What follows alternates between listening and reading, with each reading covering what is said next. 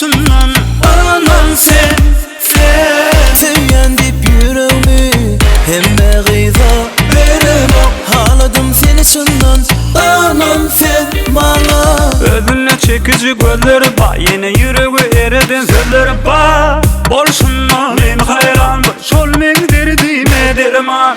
Sen bana söyleyen değilsen, günle yanına barsam, yanağından öpüp kara saçlarım çöllesem. Sen bana söyleyen değilsen, günle yanına barsam, yanağından öpüp kara taşlarım çöllesem.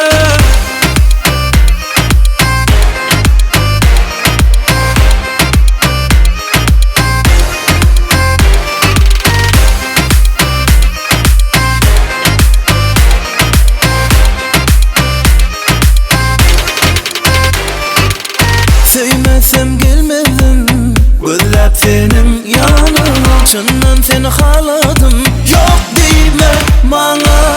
Söylemezsem gelmedim, gözlep senin yanıma. Şundan seni haladım, yok deme bana. Ödünü çekici gözleri var, yine yüreği eriden sözleri var. Bolsundan men hayran, bir şol men derdime derman.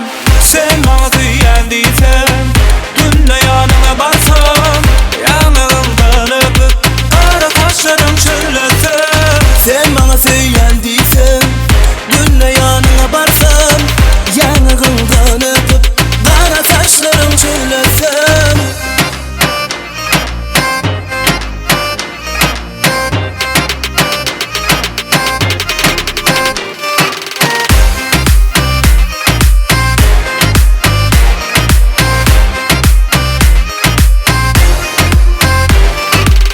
Sen bana söyleyen değilsen,